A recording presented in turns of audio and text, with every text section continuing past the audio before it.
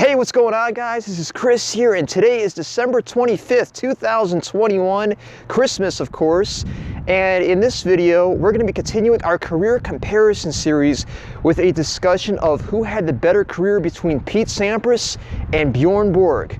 Now, before we get into this video, I want to encourage you guys, if you're not subscribers already, to please hit the subscribe button down below. That'll keep you notified of any time we release additional content like this. All right, guys, so I'm super excited for this discussion today. So without further ado, let's get into it.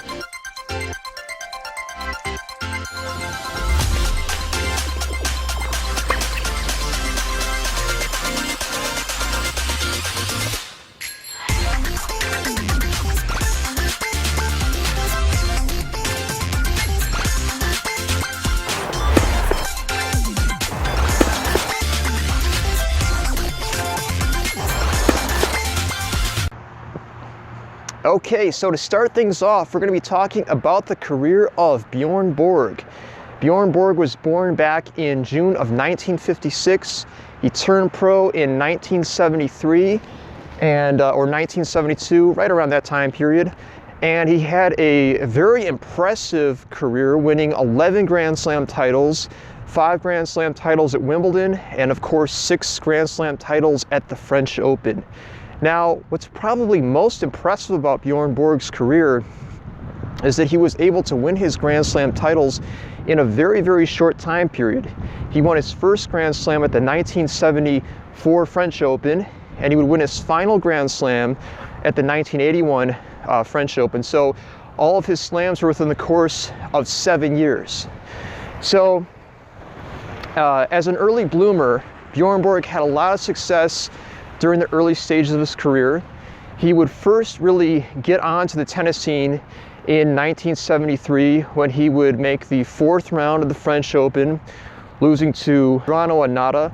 And then at Wimbledon, he would lose to Roger Taylor in the quarterfinals. Now, the following year would be a huge breakthrough year for Borg when he would win his first Grand Slam title, defeating Manuel Orentes in the finals of the 1974 French Open. Now, Borg would follow this up by winning the French Open again the following year. He would also make the finals of the World Tour Masters that year, losing to Arthur Ashe.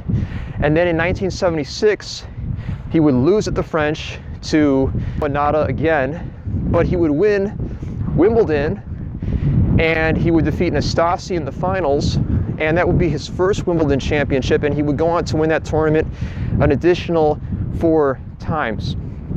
Now, starting in around 1979, I believe it was, or maybe it was 1978, that's right, he would start winning Wimbledon and the French Open back-to-back. So he was really on this amazing streak back then of dominating both of those tournaments. And of course, those are amongst 2 of the most difficult tournaments to win because the surfaces are so different. When you're playing on clay, you're playing on a surface that has the ball bounce up quite high. Obviously, it's much slower than grass, where the ball will stay low, and players have to use different types of shots to truly dominate on clay or on grass. And this was always a challenge for Borg.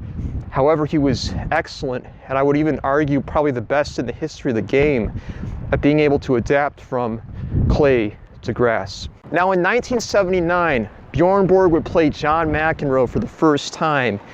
And McEnroe, of course, was his primary rival. He was the player that could really get into Borg's head. He gave him a lot of trouble from an early age. And Borg would play McEnroe in the finals of the 1980 Wimbledon Championships, probably one of the most famous matches in the history of the game. And of course, McEnroe would ultimately lose that match. That would be Borg's final Wimbledon. And he would win his final Grand Slam the following year at the French Open, where he would defeat Ivan Lendl in 5 sets. Now, following his loss to Borg at the 1980 championships, Wimbledon Championships, McEnroe would defeat him the following year in 1981 in 4 sets, and then he would defeat him again in the finals of the US Open in 1981 and also in 1980.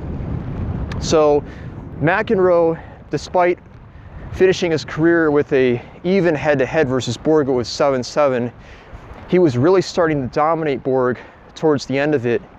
And I think that was getting to Borg a little bit, and it kind of maybe encouraged him to look at other directions at that point. I think he felt that maybe his time at the very top of the game might be coming to an end.